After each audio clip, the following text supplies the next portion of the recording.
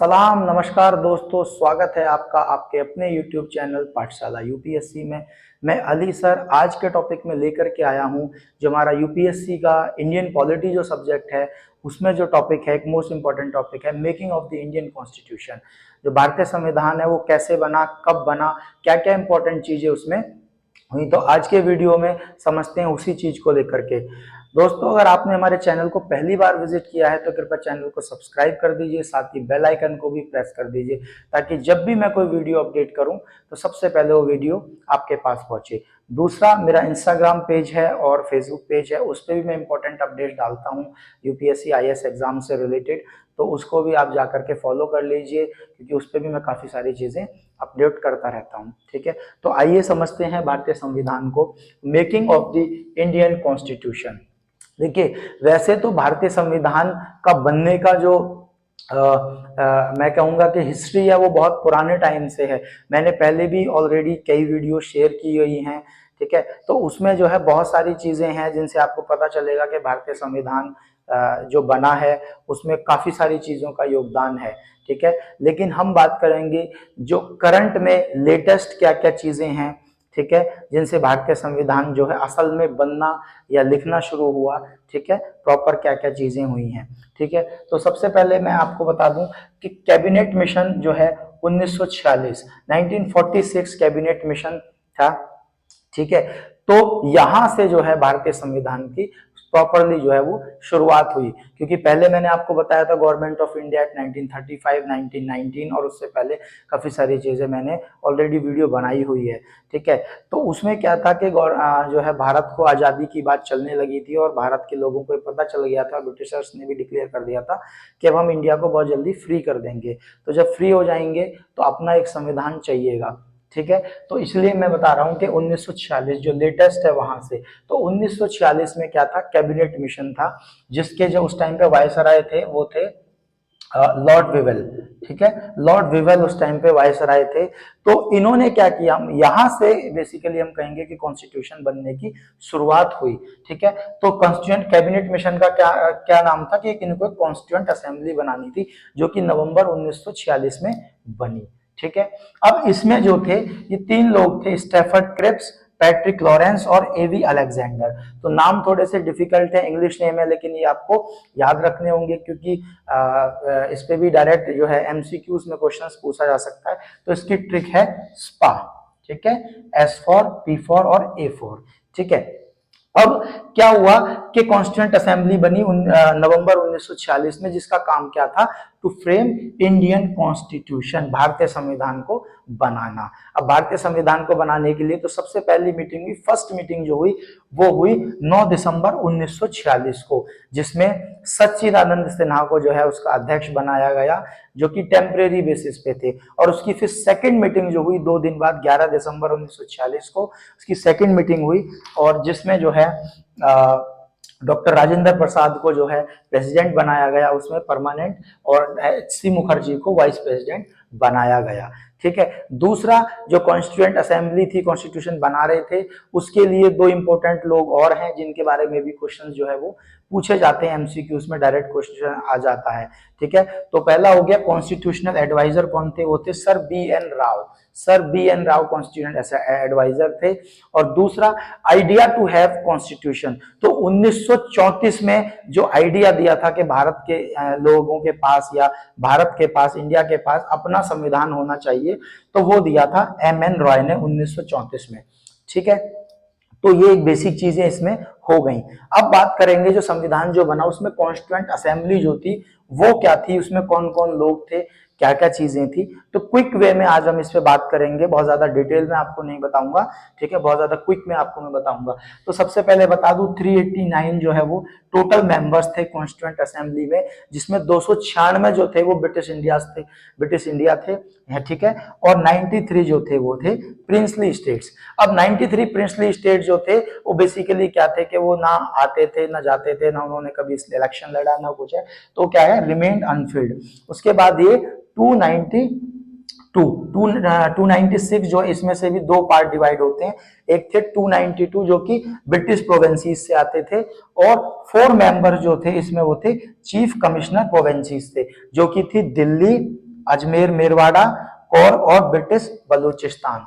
ठीक है, तो ये कॉन्स्टिट्यूएंट असेंबली का क्या था, एक डिवाइडेशन था कि किस तरीके से वो थी। उसके बाद सीट डिस्ट्रीब्यूशन की बात करते हैं, तो सीट डिस्ट्रीब्यूशन का बहुत सिंपल फंडा उन्होंने क्या रखा था कि 1 मिलियन पॉपुलेशन पे 1 सीट, जैसे कि सिख हो गए, मुस्लिम हो गए और जनरल, मतलब जो हिंदू जो थे वो उनको जनरल में कह सकते हो उस टाइम पे। ठीक है, तो 1 मिलियन सीट पर, 1 मिलियन पॉपुलेशन पर 1 सीट। ठीक है, मतलब किसी, जैसे मुस्लिम है, मुस्लिम की 1 मिलियन पॉपुलेशन थी तो वहां पे एक मुस्लिम कैंडिडेट को सीट दी जाएगी। ठीक है, 1 सीट दी जाएगी। ऐसी सिख हैं तो उन्हीं को हिसाब से दी जाएगी। ठीक है, तो जो सीट डिस्ट्रीब्यूशन होती थी मुस्लिम्स में, सिख्स में और जनरल्स में। अब बात करेंगे वोटिंग मेथड की, तो वोटिंग मेथड है सिंगल ट्रांसफरेबल वोट का मेथड है। बहुत ज्यादा इस पे मैं डिस्कस डिटेल में नहीं बताऊंगा आपको क्योंकि वीडियो बहुत ज्यादा लंबा हो जाएगा। ठीक है, उसके बाद अगर हम टाइम की बात करें तो भारतीय संविधान को बनने में 2 साल 11 महीने और 18 दिन लगे। ठीक है, तो लगभग हम कह सकते हैं कि 3 साल भारतीय संविधान को बनने में लग गए।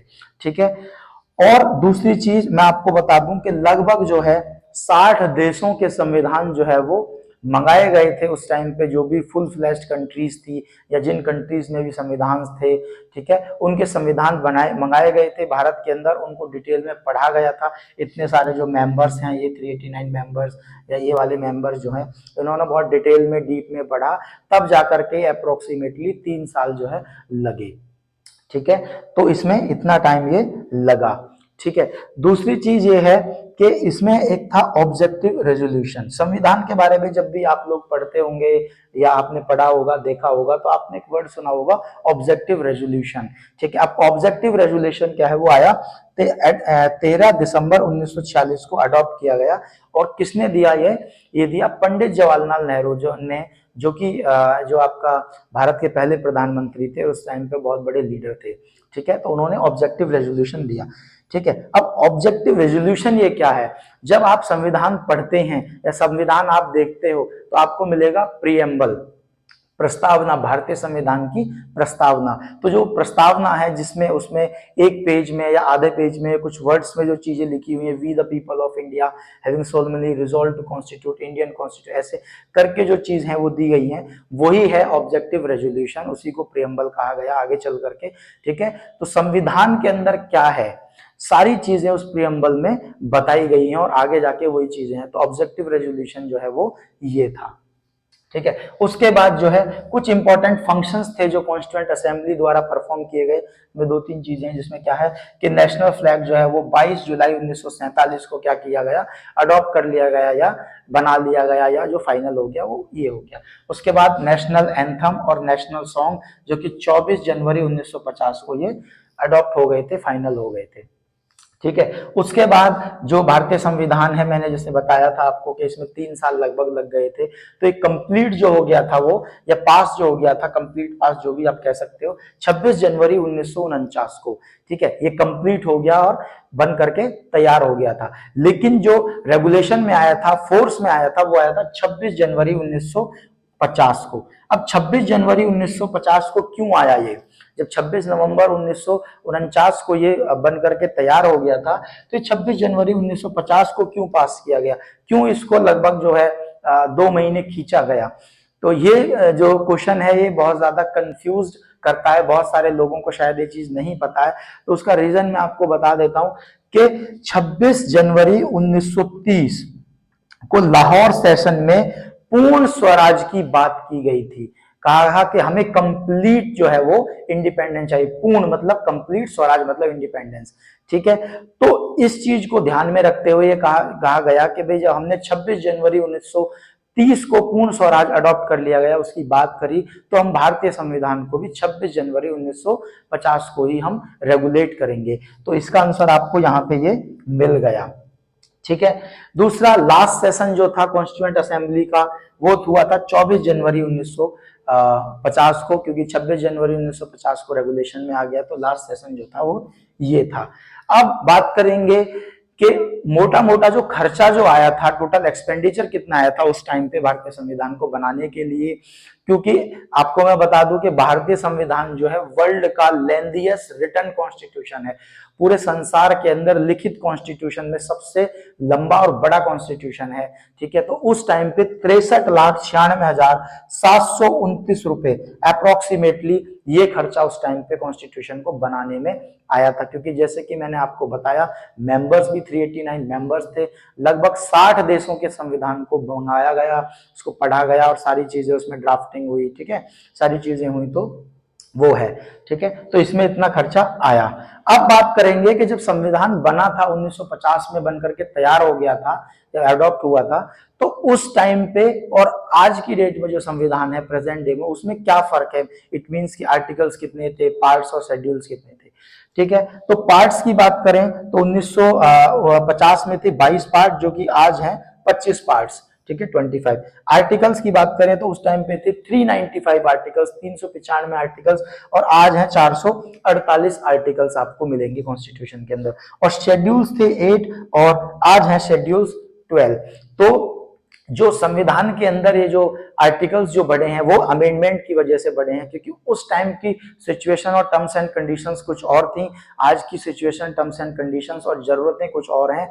तो उन सब चीजों को देखते हुए जो भी चीजें जो है जरूरत पड़ती हैं चीजों को अमेंड करने की, तो अमेंड करते करते करते 395 से लेकर के आज 448 आर्टिकल भारतीय संविधान में हो गए हैं। और ये सिलसिला ऐसे ही आगे चलता रहेगा जैसे जैसे टाइम बढ़ेगा।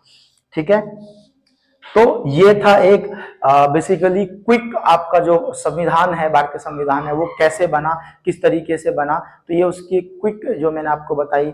आगे भारतीय संविधान के अंदर क्या क्या है, कौन कौन से पार्ट्स हैं, जैसे कि आपका प्रियम्बल है। ठीक है, प्रियम्बल क्या है, फंडामेंटल राइट्स क्या है, फंडामेंटल ड्यूटीज क्या है, डीपीएसपी क्या है, और बहुत सारी इंपॉर्टेंट चीजें जो हैं वो क्या क्या हैं, उनके बारे में मैं नेक्स्ट अलग से जो है वीडियो बनाता रहूंगा, डालता रहूंगा।